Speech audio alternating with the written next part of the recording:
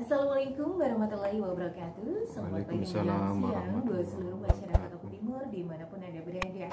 Alhamdulillah, bersyukur atas nikmat Allah Subhanahu wa Ta'ala kembali menemani Anda dalam program spesial Mutiara Kolbu. Tambah ilmu, tambah iman, tambah amal, insya Allah.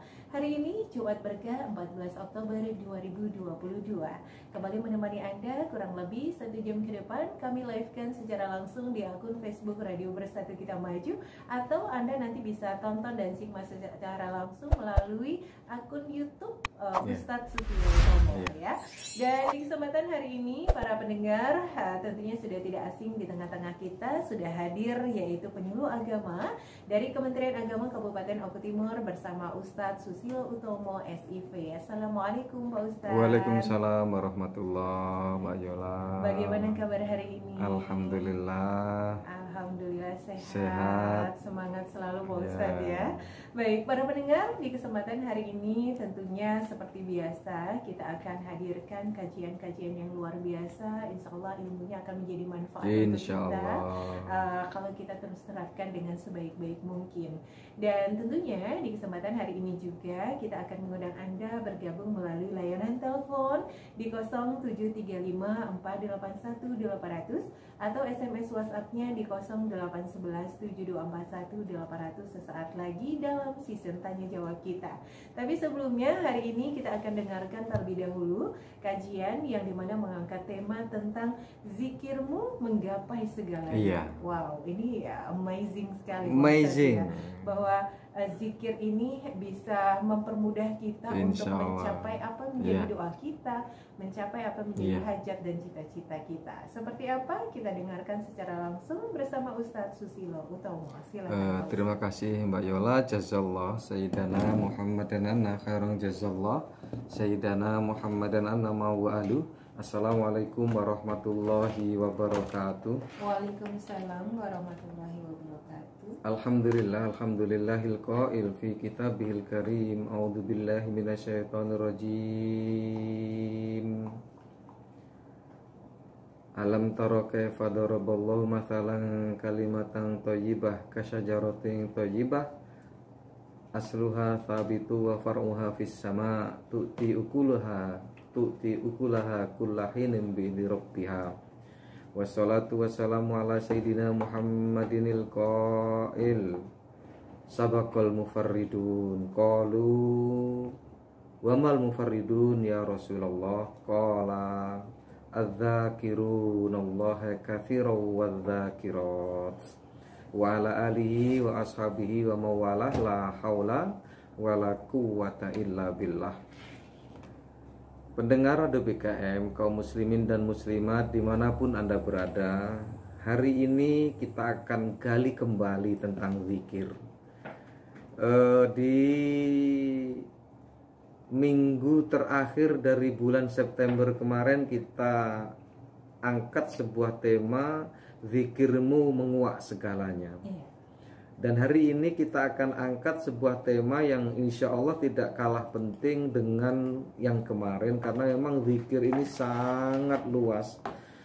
Membicarakan zikir itu apa ya? Jiwa ini ngeri-ngeri sedap, Mbak. Ngeri-ngeri sedap bukan berarti kita kemudian bergejolak hal yang buruk, tidak, atau takut, tidak, tapi ada jiwa yang seakan pengen bergelora. Dan jiwa itu pengen terbang, jiwa itu pengen berenang, jiwa itu pengen bebas. Dan ternyata memang ada wadahnya. Kenapa? Karena jiwa itu akan dilingkupi oleh hati. Dan urusan zikir itu adalah berkaitan dengan hati, Mbak. Pendengar BKM dimanapun Anda berada, kalau hari ini bukan lagi menguak, kalau kemarin baru membuka saja. Dan inti dari pembicaraan kemarin tentang zikir menguak segalanya itu adalah jangan pernah tinggalkan zikir dulu meskipun kita belum bisa khusyuk. Intinya seperti itu kemarin. Nah, hari ini zikirmu itu akan menggapai segalanya. Apa keinginanmu di dunia ini, selesai dengan berzikir. Apapun keinginan yang terlintas itu bisa digapai dengan berzikir kepada Allah. Oke. kita akan baca sebuah ayat yang sangat familiar di surah Ibrahim, ayat yang ke 44. Allah berfirman, Alam taro kaifa daraballahu mathalan kalimatan thayyibah kasyajaratin thayyibah asluha thabitu wa far'uha fis sama. Tidakkah kalian melihat bagaimana Allah membuat perumpamaan sebuah kalimat yang baik, mathalan kalimatan thayyibah. Jadi tidakkah kamu pengen mengerti, tidakkah kamu pengen menilik, tidakkah kamu pengen mengetahui, tidakkah kamu pengen melihat bahwa Allah itu pernah, atau bagaimana Allah membuat perumpamaan sebuah kalimat yang baik itu diperumpamakan seperti pohon yang baik. Nah, jadi Allah membuat perumpamaan kalimat yang baik, kalimat thayyibah ini kasyajaratin thayyibah, seperti pohon yang baik. Nah, pohon yang baik kita akan bahas nanti. Apa pohon yang baik ini? Dalam Al-Quran disebutkan asluha thabitu wa far'uha fis sama, yaitu kriterianya adalah pohon yang kokoh berdiri, pokoknya di dalam menghujam ke bumi, pokoknya di atas bumi, wa far'uha fis sama, sementara cabang-cabangnya menjulang ke langit. Ini perumpamaan. Nanti di ayat selanjutnya tu'ti ukulaha kullahinin bi'idzni rabbiha, yang nanti pohon ini akan menghasilkan makanan, yang makanan ini akan terus ada di setiap musim dan di setiap keadaan. Tidak peduli kemarau, tidak peduli musim semi, tidak peduli musim gugur. Dalam Al-Quran disebutkan dia akan menghasilkan sebuah hasil yang akan dimanfaatkan dan dimakan oleh orang yang punya pohon. Bahkan orang yang tidak punya pohon pun dia akan memanfaatkan itu. Dari apa? Samaruhu, dari buahnya. Nah, pendengar DBKM dimanapun Anda berada, jelas di sini di dalam tafsir Ibnu Katsir, Ali bin Abi Thalhah, bukan Ali bin Abi Thalib, tapi Ali bin Abi Thalhah ini juga sahabat Rasul yang cukup luar biasa meriwayatkan hadis. Dia meriwayatkan dari Ibnu Abbas bahwa yang dimaksud Al-Quran kalimah thayyibah ini adalah syahadatu alla ilaha illallah. Jadi kalimat thayyibah yang diperumpamakan oleh Allah sebagai pohon yang baik tadi, pohon yang bagus tadi, itu adalah kalimat la ilaha illallah. Makanya sampai ada istilah afdhaludz dzikri la ilaha illallah. La ilaha illallah ini bukan hanya sekedar nama, bukan hanya sekedar sebutan, bukan hanya sekedar ikrar, bukan hanya sekedar ucapan, tapi la ilaha illallah itu bisa digambarkan sebagai kalimat yang paling bagus dari seluruh kalimat. Di Indonesia itu pernah terjadi, Mbak, yaitu Syekh Khalil Bangkalan. Itu pernah diundang oleh muridnya, dan muridnya ini membuat walimah besar-besaran. Kenapa? Karena menyembelih kerbau. Kerbau yang disembelih itu sampai 3 kerbaunya itu. Lalu Syekh Khalil Bangkalan sebagai gurunya ini diundanglah oleh si fulan muridnya ini. Datanglah Syekh Khalil Bangkalan. Apa, Mbak, yang dibacakan? Waktu acara sudah luar biasa, yang diundang begitu banyaknya, suruh ceramahnya sebentar saja dan hanya mengucapkan la ilaha illallah 3 kali, Mbak. La ilaha illallah, la ilaha illallah 3 kali saja, pulang. Begitu selesai dia la ilaha illallah, si tamu semua yang hadir itu disuruh makan. Nggak ada yang prosesi ya kalau sekarang kan, Mbak, ya hidiyah Fatihah dulu, kemudian apa? istighfar dulu, kemudian baca Yasin dulu, baru kemudian tahlil. Tahlilnya aja bukan 3 kali, 100 kali. Minimalnya ya 50 kali atau 33 kali itu yang dibaca, yang kita sering datang di sebuah acara, apakah walimatul khitan, apakah dia pengajian, apakah dia rutinan dan sebagainya, itu bacanya. Ini seorang Khalil Bangkalan, Syekh Khalil Bangkalan hanya membaca la ilaha illallah 3 kali. Pulang dan suruh makan semua, setelah itu pulang. Di dalam hati beliau yang punya hajat ini gerundel, Mbak. Kenapa gerundel? Ini bagaimana Pak Kiai ini? Saya sudah siapkan acara sedemikian dahsyat dengan undangan ya. Kita bayangkan kalau kerbau 3 itu undangannya berapa? Kerbau 1 itu bisa dimakan oleh orang 200. Berarti undangannya minim-minimnya berarti berapa itu? Sekitar 500 orang. 500 orang yang biasa selama ini harus melalui ritual yang panjang untuk sampai kepada acara makan, ini hanya sebentar sekali, la ilaha illallah 3 kali. Lalu kemudian suatu hari si santri ini diundang, karena dia gerundel tadi, Mbah Yainya ini ngerti dengan gerundelnya tadi. Ya udah, sekarang nanti saya datang, siapkanlah. Kerbau masih ada berapa? Masih ada 1 Pak. Ya udah, ini yang besar apa yang kecil? Sama dengan yang sebelah kemarin Pak. Ya sudah. Sekarang siapkan kerbaumu, terus diundang lagi orang-orang yang kemarin datang, ya minimal perwakilan lah, kata Pak Kiai. Lalu kemudian Pak Kiai menulis tulisan la ilaha illallah di sebuah kertas dan dibuatlah timbangan, Pak. Yang timbangan itu sejajar, sama beratnya gitu ya.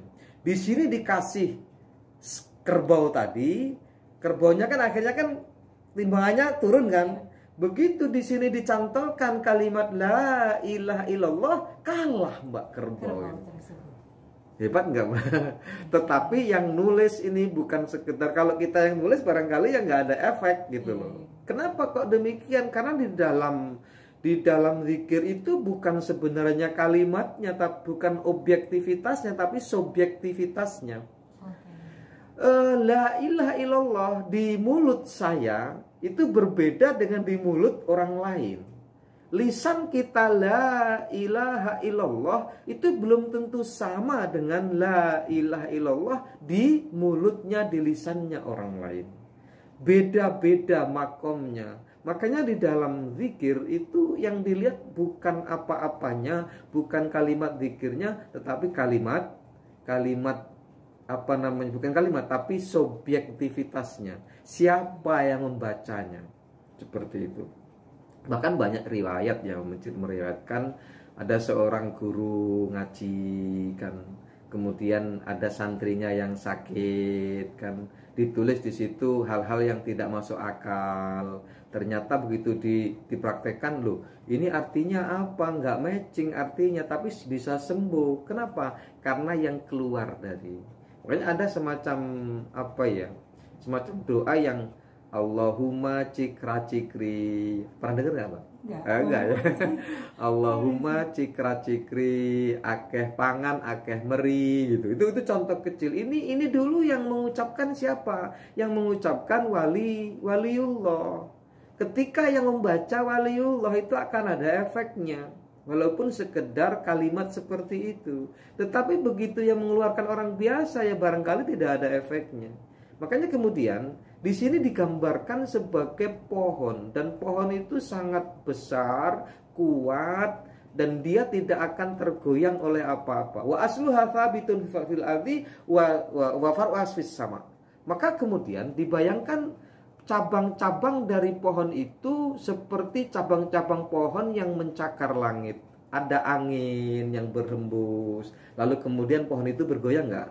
Bergoyang. Makanya di dalam tradisi Thariqah itu ada zikir yang memang disuruh bergoyang. Ketika mengambil nafas dari pusat, kemudian diheningkan di dalam nafsu sampai ke nafsu. Nafsu itu tempatnya antara 2 alis. Kemudian ditarik nafas dari pusat ke situ, kemudian dibuang ke kanan itu ke ruh, kemudian nanti ditarik sampai ke kolbu. Itu berarti ibaratnya seperti gambaran pohon yang digoyang oleh angin. Tetapi ingat, wa asluha thabitun fil ardi. Yang pohon itu akarnya tetap menghujam ke tanah, tidak akan pernah goyang. Tetapi yang goyang adalah kepalanya atau daun-daunnya. Makanya Ebit GAD pun ketika menyanyikan lihatlah atau tanyakan kepada rumput yang bergoyang. Siapa sebenarnya rumput yang bergoyang? Maksudnya Ebit, rumput yang bergoyang adalah ulama yang senang berzikir. Nah, itu pernah diwawancarai, beliau itu menggambarkan bahwa rumput yang bergoyang yang dimaksud adalah ahlul dzikri, yaitu ulul albab ahlul dzikri, kata Ebit GAD. Makanya kalau kita dengar lagunya beliau ini cukup syahdu di hati, tersentuh. Dia bukan lagi sampai pada otak kita, tapi dalam hati kita. Ternyata dasar-dasarnya itu, Mbak. Pendengar BKM di mana-mana berada, dan zikir itu sebenarnya mayoritas ulama berpendapat adalah sebagai ghizaul qalbi. Yang namanya zikir itu adalah makanannya hati. Sebagaimana kalau orang bilang, yuk kita sekarang santapan rohani dulu sebelum santapan jasmani, atau santapan jasmani dulu sebelum santapan rohani. Nah, santapan rohani ini salah satunya adalah zikir. Santapan rohani ini salah satunya adalah tausiah. Apa sih sebenarnya tausiah? Tausiah itu adalah nasihat atau mewasiatkan kebenaran, atau kita sedang mendengarkan orang ceramah, itu sama. Kenapa? Karena di dalam ceramah itu sebenarnya sedang apa, Mbak? Sedang memberikan nasihat, nasihat kebaikan. Misal seorang yang pentausiah ini menyampaikan tausiahnya dengan judul, misal judulnya adalah iri dengki, maka nanti pasti ada di situ kalimat jangan iri, jangan dengki, seperti itu. Nah, tausiah itu sendiri sebenarnya adalah makanannya hati. Tapi yang lebih dahsyat adalah zikir. Karena sebenarnya taklim itu sendiri bahagian dari zikir.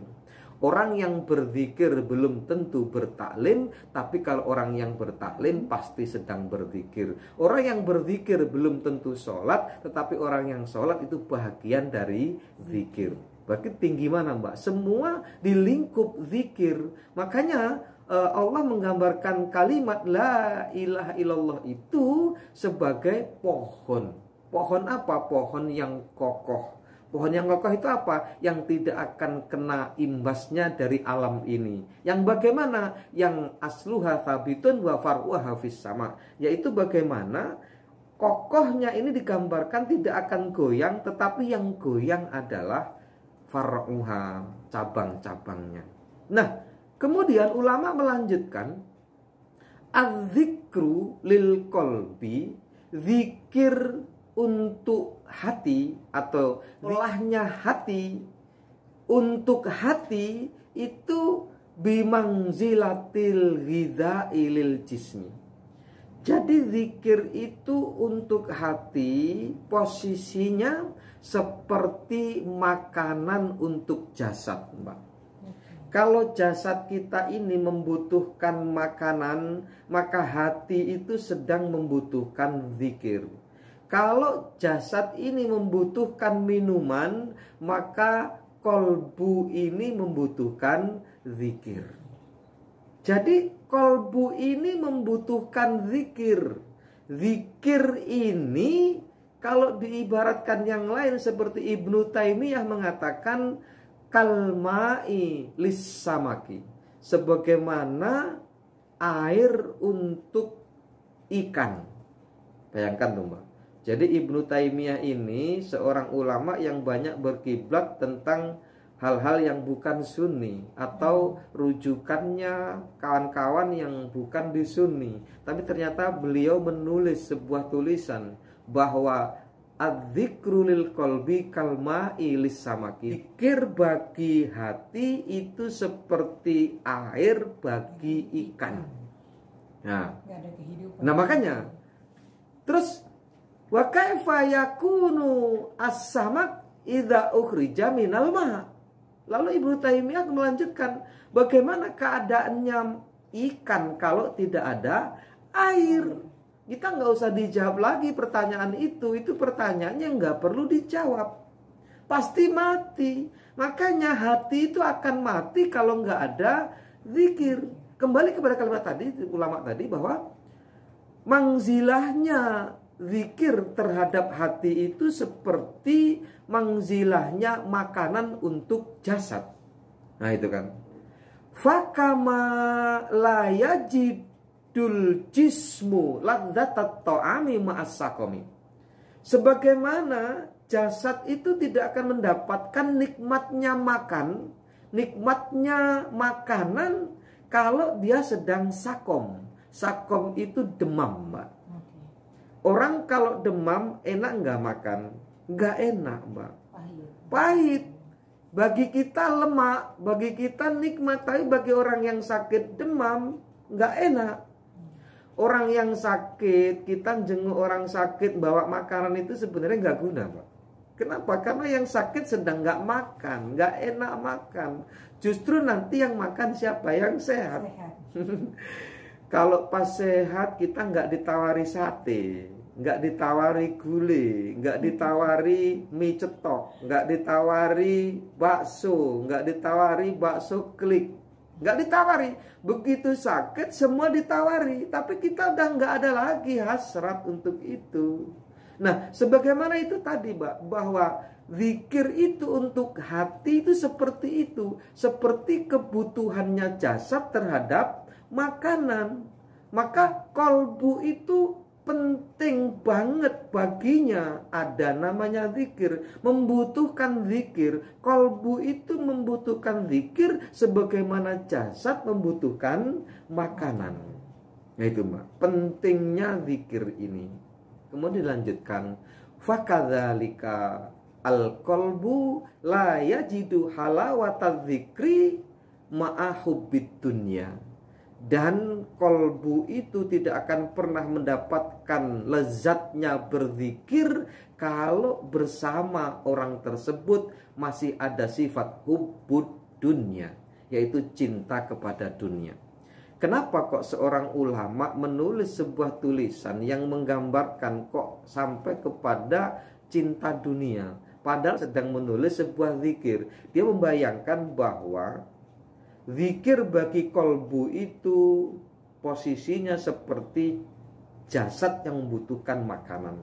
Kenapa kemudian dia membicarakan tentang, oh ternyata nggak mungkin badan ini dapat menerima, dapat merasakan enaknya makanan kalau dalam keadaan sakit. Sebagaimana begitu, orang itu juga tidak akan mendapatkan apa-apa di dalam zikirnya, tidak akan mendapatkan kelezatan di dalam zikirnya kalau dia masih hubbud dunya. Jadi dicantolkan di sini ada hubbud dunya. Orang yang hubbud dunya itu sulit untuk fokus terhadap zikir. Kenapa? Saat berzikir nggak bisa fokus. Walaupun, Mbak, kita udah bahas kemarin di pertemuan pertama, jangan pernah tinggalkan zikir meskipun belum bisa khusyuk. Maksudnya belum bisa khusyuk itu masih mikirin dunia.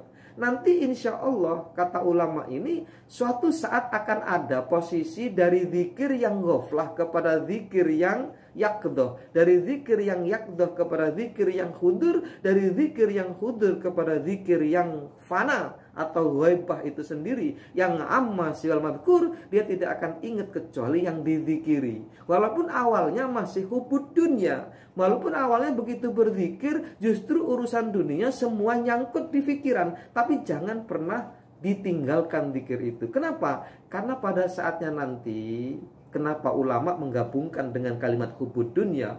Insya Allah orang yang banyak berzikir akan juga suatu saat pada posisi meninggalkan dunia, Mbak. Bukan meninggalkan dunia itu kemudian kita keluar dari dunia, tidak. Tapi meninggalkan dunia maksudnya adalah meninggalkan hiruk pikuknya.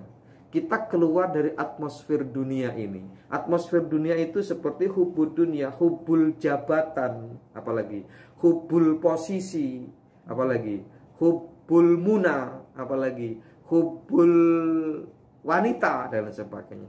Kesemuanya itu adalah atmosfernya bumi. Nah, orang yang berzikir itu keluar dari itu, Mbak. Makanya diibaratkan begini, untuk mengetahui dunia, maka kamu harus keluar dari dunia. Jadi Syekh Abdul Qadir Al-Jilani yang sebagai sosok yang harismatik di bidang torikoh, dan tidak ada satupun torikoh yang tidak bermuara dari beliau di dunia ini, itu selalu mengatakan untuk mengetahui dunia kamu harus keluar dari dunia. Bagaimana caranya keluar dari dunia? Kamu keluar, kamu terbang dari dunia ini ke tempat yang jauh, sampai akhirnya kamu melihat dunia ini seperti sebesar bola pingpong atau sebesar telur. Ketika kamu melihat dunia itu sebesar telur, posisi kamu udah sangat tinggi sekali itu. Nah, ketika itulah kamu akan tidak lagi mikirkan dunia. Untuk mengetahui mobil, jangan di dalam mobil, keluarlah dari mobil. Nah, konsep Syekh Abdul Qadir Jailani ini dipakailah oleh orang-orang ahli zikir untuk berzikir.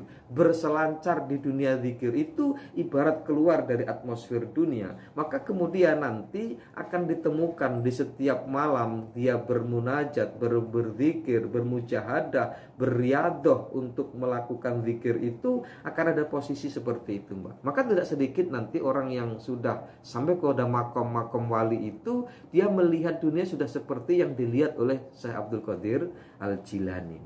Melihat dunia ini sebesar telur saja. Dan ketika kita melihat dunia ini sebesar telur, maka kita tidak akan lagi mengeluk-elukkan dunia. Dunia itu sekedar bagian perjalanan yang harus dilalui. Dan Allah sudah juga berfirman menggambarkan sebentar mana atau semasa mana, selama seperti apalah dunia ini sudah digambarkan oleh Allah di dalam surah As-Sajdah ayat 5. Fi yaumin kana miqdaruhu alfasanatin mimma ta'udun. Satu harinya Allah itu seperti 1000 tahun dari tahun-tahun yang kamu hitung. Berarti sebentar banget, Mbak, dibandingkan kehidupan akhirat. Kita nggak usah bicara. Di dalam sirat itu 10.000 tahun dalam belokannya, Mbak. Dan itu belokannya nggak hanya satu. Nah, 1000 tahun itu bukan 1000 tahun. 10.000 tahun itu bukan tahun yang kita hitung, tapi tahunnya Allah yang seharinya 1000 tahun. Nah, kalau kita bayangkan kemudian usia kita berapa? Kalau dibandingkan dengan kehidupan, jangankan di akhiratnya, di sirat saja, di padang mahsyar saja, di alam barzah, jelas lebih panjang dibandingkan dengan dunia yang kita alami ini. Makanya bahasanya di sini hubud dunia. Nggak perlu lagi nanti ada hubud dunia. Hubud dunia itu berarti seluruh aspek kehidupan dikaitkan dengan dunia.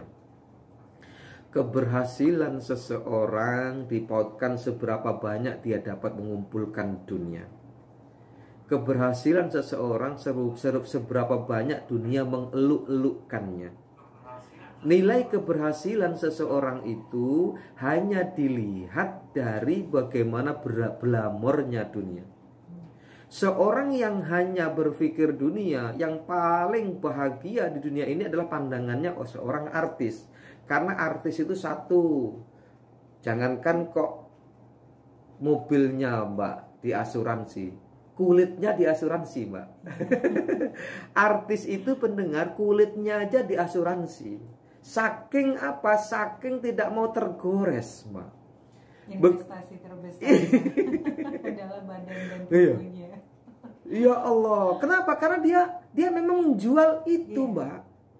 Bagaimana pipinya kelihatan merekah, dan merekah itu kayak alami, padahal sebenarnya dia itu sedang dipermak. Padahal pada saatnya nanti begitu dia sudah tua, Masya Allah, itu seperti nenek-nenek yang Masya Allah, dengan usianya nggak lagi nyambung, nggak matching dengan usianya. Usianya mungkin baru 50, tapi udah kelihatan seperti apa wajahnya, seperti itu. Kenapa? Karena sudah didoping dari awal. Memang di usia 20 sampai 40, wow, amazing orangnya itu, yang namanya artis itu. Dianggapnya itulah orang yang berhasil di dunia ini. Padahal Masya Allah, tidak ada. Dunia ini sebentar banget. Mungkin kalau usia kita itu seperti yang digambarkan Allah di dalam surah As-Sajdah itu, kalau kita hitung cuma 1,5 jam. 1,5 jam itu berarti berapa?